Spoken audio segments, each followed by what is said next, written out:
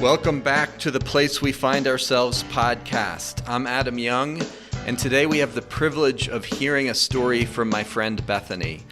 Anytime you share part of your story publicly, you are risking the possibility that your story will not be held with the sacredness and the honor that it deserves. So as you listen to Bethany's story, I invite you to consider, what does it mean to hold with honor the story of another human being whom you don't know? And how can you receive Bethany's story with both a sense of sacredness and a sense of gratitude, knowing that it has cost her something to share one of her stories in such a public way? I'm so glad you're listening. If the podcast has been helpful to you, please consider supporting it financially. One way you can do that is by downloading the Place We Find Ourselves app and signing up for $3 per month. As a bonus, you'll receive episodes 4 weeks before they are released publicly. Thank you for considering it. Here is my conversation with Bethany. All right, I am here with Bethany Robbins. Bethany, it's good to see you. Good to see you too, Adam. Bethany is in Aberdeen, Scotland. Say a bit about what you're doing there, who you are, what you spend your time doing. Sure. Yeah, my family's been living in Aberdeen, Scotland for the last 2.5 years while my husband completes a PhD at the university in theology. This is a preparatory phase for us. We are actually missionaries through Surge, and we are bound for Malawi, Southeast Africa. Once we're there, we're hoping to land there sometime in the next 9 months. And we'll be working with leadership development, theological training, and counseling as well.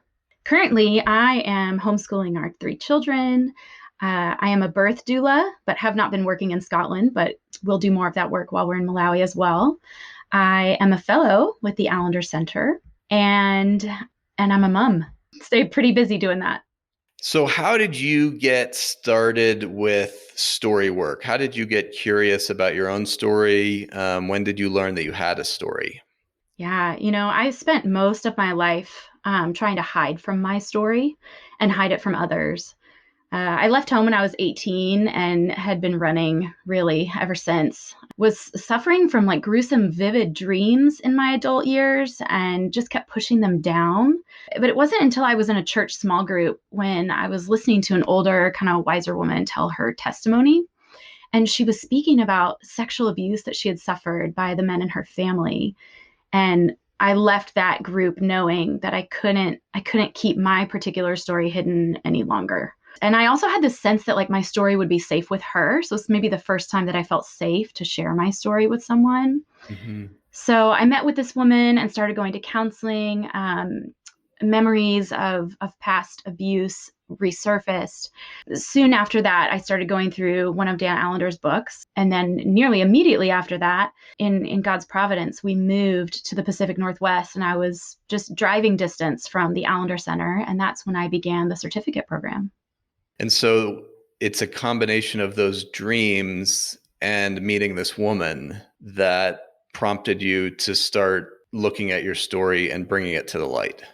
Yeah, I mean, there had been bits of memory and strong feelings, that would come up from time to time, kind of, pointing me in the direction of my story and facing it. But I really didn't feel, or now looking back, I see that I don't think there was a lot of safety for me to really do that. So yeah, it wasn't until I was in that woman's presence and hearing her story and even seeing her own love for herself and even having worked through her own story, it just felt like she was someone really safe that I could go to.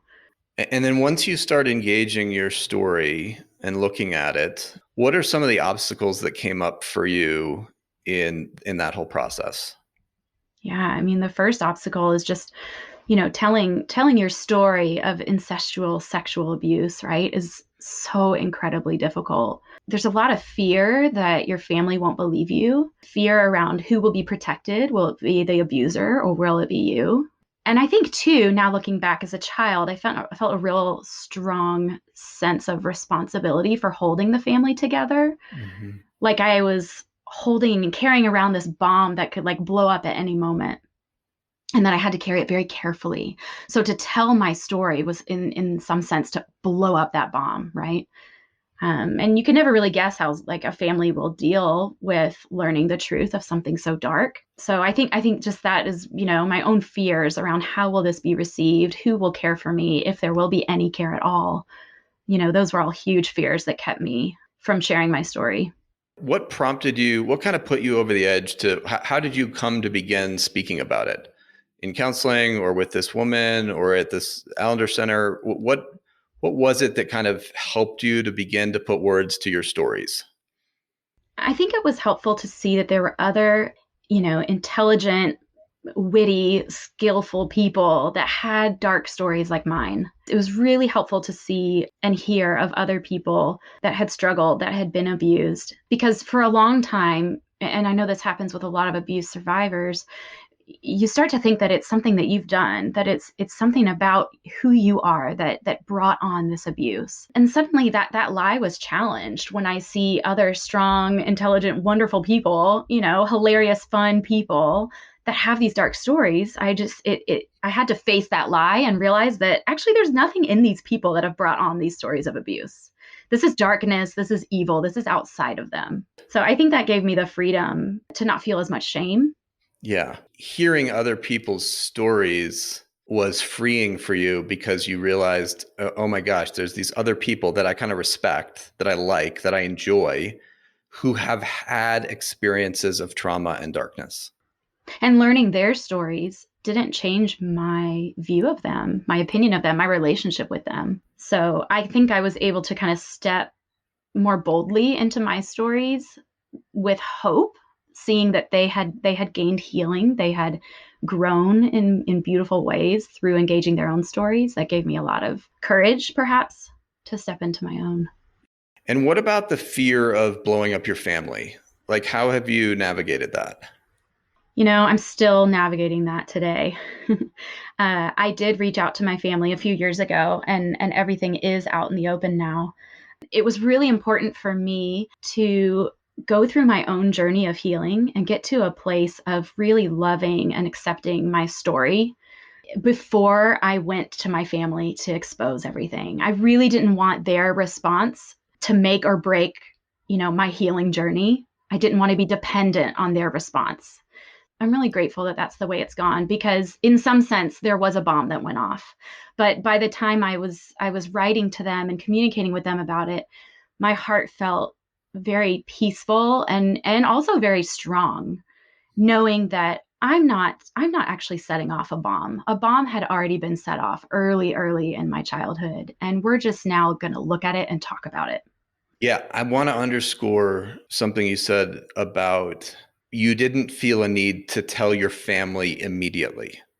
Yes. Like so many people, I think, as they begin to engage their story and put language to the harm that they've suffered, they feel this sense of, I have to talk to my mom about this. I have to talk to my dad about this. I have to say something about this. I see these people at Thanksgiving, at Christmas. I see them 3 times a year. I can't just not talk about this. And you're saying you chose not to speak about it for a season. Hmm. And you're grateful that you did that. Absolutely. Yes. I mean, because some of my story is being the caretaker for the people in my family. So by the time I was working through my story, I had learned, wow, as a truth teller, I speak the truth in my family, but then I have to care for everyone and their feelings about having to deal with the truth that's been spoken. So yeah, it was very clear to me that I need to be in a solid place where I can speak truth in love, call them to a deeper truth, a deeper knowing, a deeper loving as family members, and then also leave it to them to have their own reactions, their own journey. And I'm not responsible to care for them in that. Right. And that's actually more loving Yes, absolutely. It really is. because it's more honoring to them as like individual persons with capacities and responsibilities. Right. Right. And their own stories to explore. It's a paradox that is so common among those of us that have experienced trauma. And that paradox is we've been deeply harmed and at the same time have this sense of I am holding the family together. which is an odd mix, It is. but that's what you're putting words to. You felt like in many ways you were holding this family together, Hmm. and you were afraid of like stopping doing that role by telling the truth. Yeah. And as a little girl, I was very aware of the damage isn't the right word, but the disruption it would have brought. It would have brought immense disruption. And what I knew of my family already is that they're not good caretakers. They're not good caregivers, especially to the females in the family. So it wasn't safe. I wasn't safe to speak about it until I was thousands of miles away. And so your family, as we segue into your story, you've got two parents and siblings, brothers and sisters. How many of each? So I have an older sister, two older brothers, and a younger sister. And in the story that you're about to read, you're somewhere in the 8 to 10 range. Hmm. Would now be a good time to read it? Yeah. All right. Football. I hate football. Every fall, I would lose my mother to football. The TV was already competing for our attention, but Saturdays were sacred days set apart for college football and nothing else. We lived on 5 acres of land in a beautiful Tennessee valley with horses to ride. Why on earth would anyone spend a Saturday inside, yelling at a TV, watching sports? But my parents loved it, and they were mostly successful in their efforts to indoctrinate us. My brothers played on the football team and constantly practiced at home. Us three girls were coaxed to sit at my parents' feet on Saturdays, memorizing players' names. I wouldn't participate. But my rebellion brought labels of dramatic and weird. I just wanted to be in my room or outside riding my horse, to be free in an open space, away from all the chaos. One such Saturday, the TV was blaring and cheers of "Go Irish" filled the house. I can't remember if my dad was home on this particular Saturday, but something tells me he wasn't, because Joel was especially cruel when Dad was gone. My brothers terrified me much more than my father. Only 2 years older, he was much bigger than my scrawny frame. But it wasn't just his strength that scared me. His ideas and plans are what hurt me most. He often asked sweetly, and my heart would leap at the opportunity to play with him. The sweet ask rarely delivered happy play, though. It always turned dark. Still, I had to follow along because the punishment for refusing was worse than his original plans.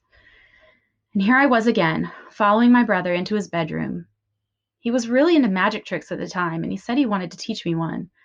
He told me to sit in a chair in his closet, and then he had me put on a jacket backwards. He knotted the arms together behind my back and then continued to tie my arms, my legs, and my feet to the chair with a rope. I was completely helpless and stuck, and was told to try my hardest to get out as quickly as I could. He would time me, he said, with a smile on his face. Before he left the room, he turned a football helmet backwards and placed it on my head.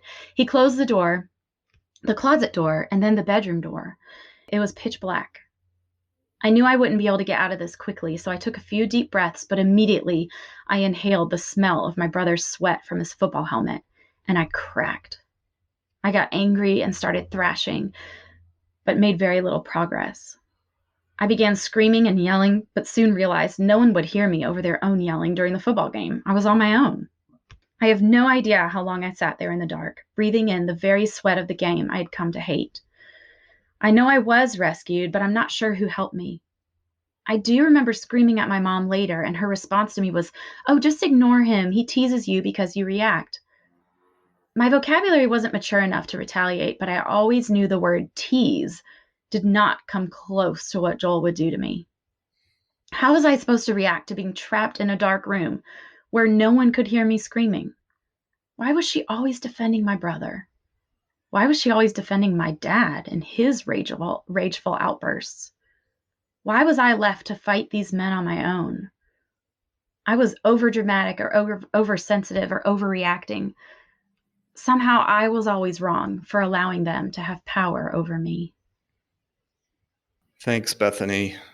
Is it okay if we kind of go through it together and just look at different parts? Absolutely. So, the football games, you wouldn't participate. No, I couldn't stomach it for long. The word you use is my rebellion, my rebellion. What do you make of her defiance? This 8, 9, 10-year-old girl. This is a family ritual. The whole family participates. We all do this. And this young girl says, no, I'm Mm. not doing this. What do you make of her defiance? I used to look at her and think, what is wrong with her? Why can't she just be like the family? Why is she so strange? And even would agree with the weird or dramatic or strange kind of labels that were put on me. But now I've really come to love this girl who just does not enjoy spending hours on a beautiful day sitting in front of the TV. I really enjoy thinking about young Bethany choosing something different. Well, but not just something different. Like there's something very alive about this girl. You want to be outside. You want to play. You want to adventure. You don't want to sit in front of a TV and watch. You want to participate. Absolutely. Yeah, that's true. Yeah, it just didn't make sense to watch people's glory play out on TV, but like go out and get it. Like it's right there. We have a horse we can ride. Let's go out. Not participating in the family activity of football watching, it cost you something.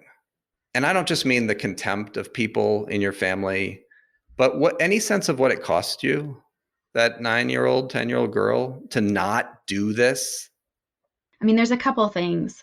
One would be the feeling of just being outside and not belonging. And I felt that a lot, very often in my family. And that's a big deal, especially in a big family. Yes. Yeah, that's true. Like it's really clear which one of us doesn't belong. Hmm. It's Bethany. Yes. I still feel that. And I know I felt that as a young girl. You said it cost you a couple things. Anything else? I mean, I think another one that I've come to realize and grieve is the desire to play and be out in real life also brought me into the hands of my abusive brother because he often would offer me, these fun, mysterious kind of moments of play. And I was drawn in by that. Yes. And we're gonna get to that in a moment in this story. But for now, I just want to underscore the importance of what you're saying. Can you say it again, Bethany? This other cost? The offering of play and even mystery that my brother would give me. Right. Because this girl has a hunger to be included, like any girl or any boy, and you're not included in the football thing because you don't like doing it. But you still have a hunger to be connected with, to be included, to be chosen, to participate, to have fun. Yeah. That desire is growing because they're all having fun watching football and it's not fun for you. Yes, and I remember as a kid looking at their faces and wondering, what is it? What are they getting out of this that I'm just not, right? Back to that question of what's wrong with me? What's broken in me? Why am I so strange? Yes. So as the story continues, you say that Joel was especially cruel when your dad was gone. And what that tells me is this isn't the first time Joel has terrorized you. This has happened before.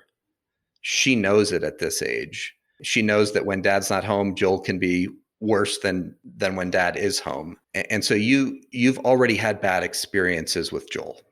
Yes, especially around this time in my childhood when my dad started traveling. The home became very chaotic, and a lot of rage and a lot of surprise, elements of surprise, especially on Saturdays when I think my mom believed it was kind of her earned time off where she could clock out of being attentive and being a mom.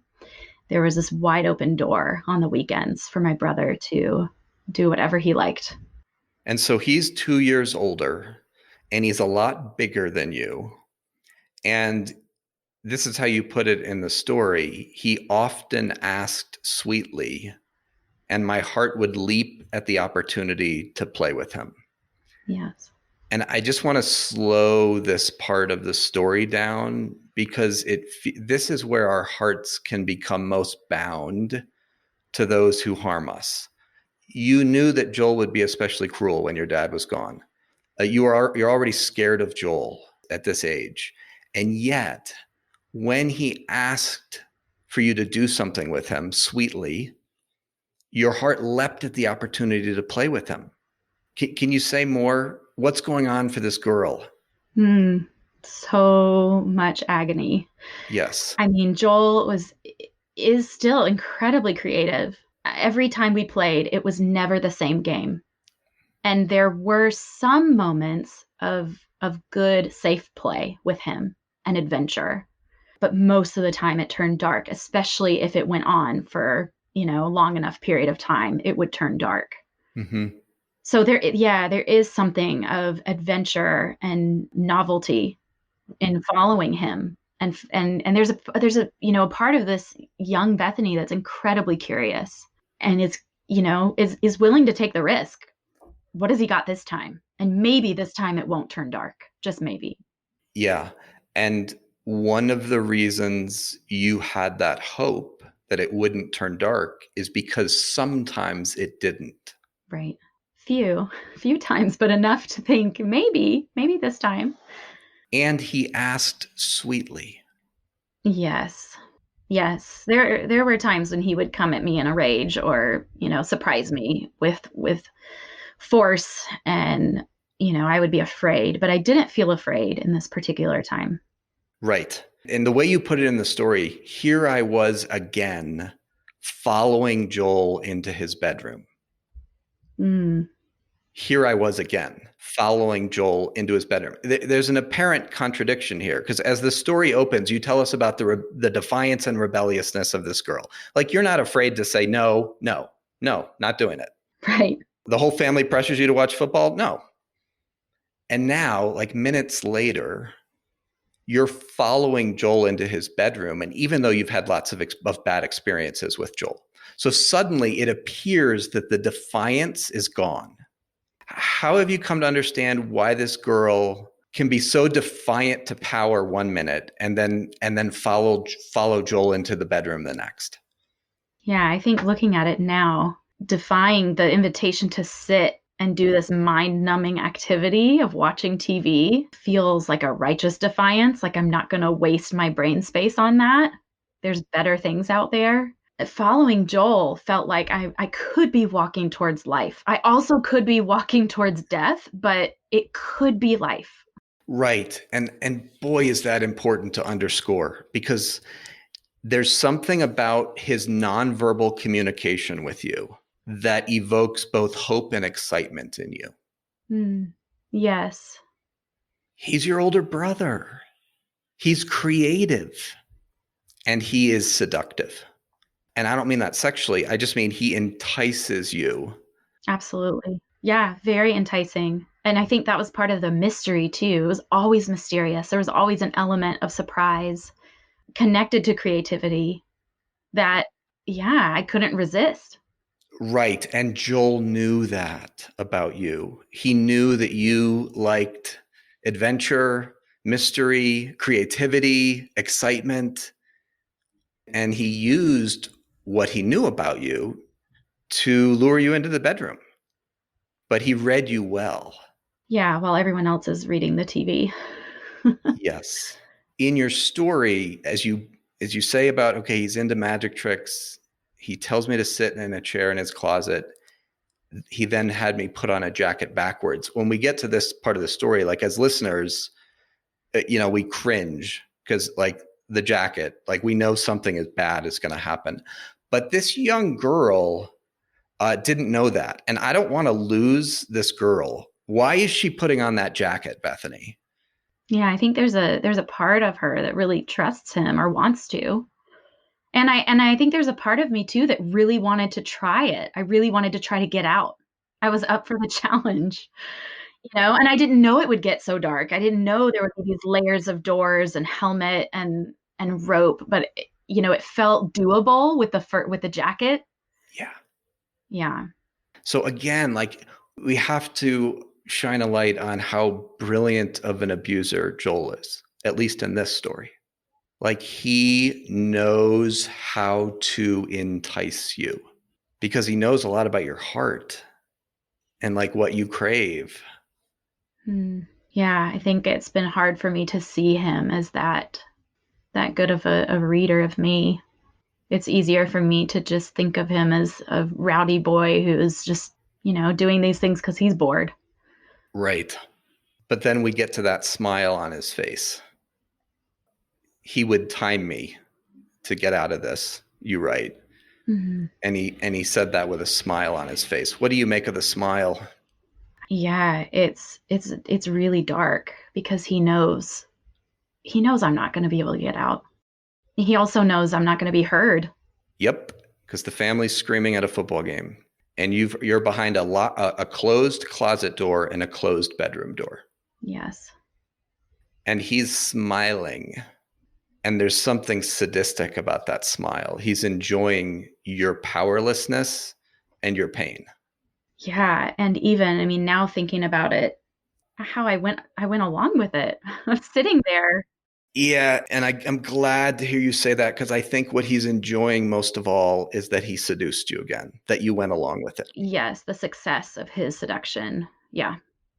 He's enjoying that he was able to, and I would even put this in quotes, you voluntarily walked into the closet and sat in that chair. He's enjoying that he got you to walk and sit on with your own will. Yeah, it's a protection for him, it turns out. Say more about that. My mom used to say a lot, like, why did you let him do this? Or why did you, just ignore him and walk away? And none of this will happen. You won't get hurt. You won't get in trouble with him. Putting me at fault every time. Right.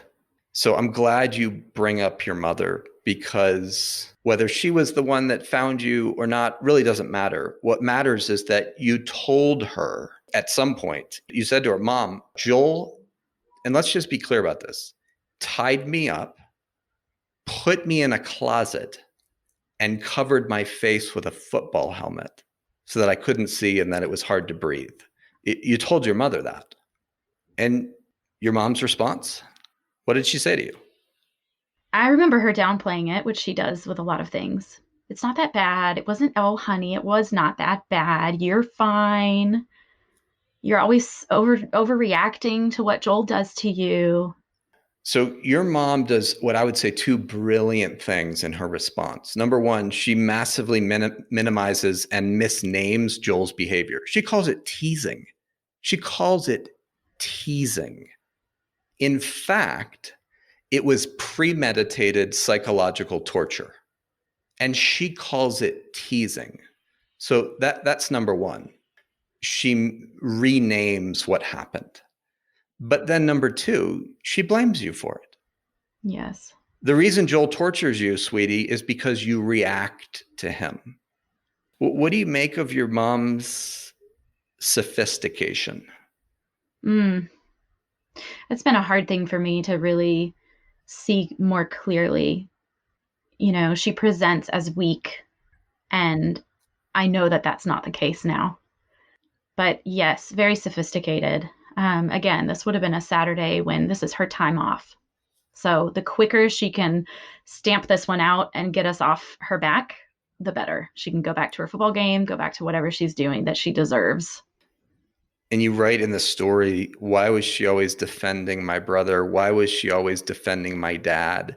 I mean, there is a pattern of your mother often aligns with your brother and or your father against you. Yes. Any sense of why? I know now why she would align with my brother. He was often the target of most of my dad's physical abuse and rage. So I think that my mom felt a need to overcompensate and care for him, protect him, and especially not let my dad find out what he's been up to while my father was away. Because we all knew what would happen if dad found out. There would just be more violence. So this is very complex for that 8, 9, 10-year-old Bethany to hold because you're aware at some level of the abuse that Joel is suffering from your dad. Yes. Yeah. And I had seen it play out. And being the sensitive girl that you were, that would have been heartbreaking for you. Yeah. So you simultaneously have compassion for Joel and you're terrified of him. Absolutely. Yes. Yes. And I mean, some of the abuse that he endured, we all did as kids. My younger sister, not so much because I protected her, but especially my two brothers and myself. We would have had like a common experience with my father. And your mother, in her refusal, her cowardly refusal to confront her husband about harming her son, Joel, instead, she protects Joel and sacrifices you. Yeah, totally. Yes. She has to protect Joel as much as she can, but she's going to do it in this roundabout way, never confronting my father, never bringing true safety to the home. Right. And it just opens the door for him to be able to do whatever he wants because he's protected. And that sets you up, not just for this story, not just for the stories that preceded it, but for the stories that will follow it. It sets you up to be fair game for Joel because Joel knows that mom is not going to align with you and not going to protect you. Yeah, it feels like an advertisement almost to both of my brothers, really. I mean, that's what happened. Bethany is fair game. It's really well said. Advertisement. Yeah, it's heartbreaking. Yeah. Because she offered you up Hmm. and you paid a precious price because she offered you up. What's happening for you? Just so much of this little girl's heart was looking for life and, connection, but excitement and goodness and life. And it feels so evil that her desire for life and excitement and adventure was so much work for my mom. My mom felt that. There's just a lot there. It feels very dark. Yeah. There's so much goodness in this girl's heart and her desire for goodness and life and adventure. And that my mom was just always stamping it out. And not just stamping it out, but making you pay a price for that attribute of your heart Yes. by offering you up to your brothers. It feels like punishment. Yes. And so the question that has to be asked is, why would a mother punish a daughter for something so beautiful as a desire to play and run with the horses? Hmm. Why would a mother punish a daughter for having a desire for life, for creativity, for play, for excitement, for adventure? I mean, I can speculate. I have some ideas. Speculate. Oh, I mean, I was the truth teller. I have many stories of yelling in my father's face, even though I was 2 feet shorter than him, in a room full of people bigger and older than me. I just think it has to be named that it's not merely your desire for life and adventure, but it is something of your courage to speak truth to power that I don't think your mother is very fond of. Yes. Yeah, I see that. Definitely. I mean, she certainly didn't have very much courage to speak against powerful people. And she watches her little daughter 2 feet shorter at times than her husband. She watches that girl speak with tenacity, firmness, and energy. She watches that girl step into courage. And she is a cowardly woman and won't step into her own courage. And that can't help but evoke her envy of you. Hmm. Yeah, I see that. Because you are who she could be, but she is choosing not to be. Yes. This man, your father, can be spoken to. Absolutely. I did all the time. And other people did too. What your mom does is she curses you. She names you over dramatic, oversensitive, overreacting. And that was a naming of you by her. Then that's a curse. Hmm. What have you done with that curse? How has that accusation of you're too dramatic or too sensitive played out in your life? I mean, in my teen years, I embraced it and became quite numb, actually self-medicated and used drugs to cut off any emotional part of me, any part that felt passion or desire. I became quite a numb person and still struggle with that, honestly, 20 years later. Um, have done a lot of work to welcome my emotions back into my body. Yes. Have had to do a lot of work around integration and really seeing that what I felt as a young girl was I felt the injustice that was raging in our family. Honestly, I mean, I still feel it today. I feel it in the world, I am still very passionate when I allow myself to fully express who I am. But it's been a long struggle to welcome those parts back to myself. And for a season in your teens, you did what we so often do when we're cursed by our parents. You joined, something in you joined and said, yes, I am too sensitive. And I've got to, through drugs, I've got to temper this feeling part of me down. Definitely. Yes, I joined and really believed it was true. Like it must be because no one else is bothered by this. Right. So it must be that I'm overreacting. Yes. Yeah, I feel too much. This isn't the way a normal person should process these things. And in that sense, you turned on that teenager. You turned on really the beauty of her heart, her sensitivity, her ability to feel and see. And you've recovered a lot of her through by engaging your story. Yes. By engaging your story, you've found the goodness of her sensitivity again, and you've come to bless it, past and present, at some level. Is that fair? Yes. Yeah, it is. Yeah, come to bless it and come to harness it in a way that brings me goodness Mm-hmm. and brings other people goodness as well. I'm an advocate for women in the labor and delivery room. I'm an advocate for the fatherless. I'm an advocate for people who've been abused, and really feel the strong desire and get a lot of fulfillment from empowering others to be able to use their voice for themselves. Mm-hmm. How do you think this story shaped you? And we've already talked about some of it, but any other words to how this particular story with Joel, with your mom, in many ways, it's far more about your mother, shaped you? Even today, I struggle with trust. I almost always prefer to deal with someone who has power over me and is misusing me or abusing me. I know how to fight against that scenario, that situation, that character. People who come to me with tenderness right away, I do not trust.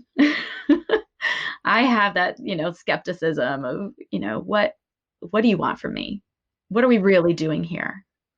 So it's really hard for me to trust goodness, and therefore it's difficult for me to receive care. Yes. I have to do somewhat of a battle, sometimes just with myself, but sometimes with the person offering me care. If I trust them, I can have that battle and say, hey, we need to spar a little bit. I need to know where you're really coming from before I can receive what you're offering me, because I need to know that it's pure and good. Yes, because your body, your brain is suspicious when somebody leads with sweetness and tenderness like Joel. Yes, absolutely. And this is what trauma does. It primes us. It literally arranges neural networks in our brain to make us suspicious of those things that burned us in the past. And what burned you was you trusted. Hmm. You wanted. You wanted this time to be with Joel to be one of the good times that was life-giving. And so you sat in the chair and you put on the jacket. And there's something about that hopefulness and innocence, frankly, that has to be blessed, Hmm. Yes. even though it cost you so much. Yes. And I mean, what I wouldn't give to be able to just grab that innocence back, right? And have that pure trust again. I would love that.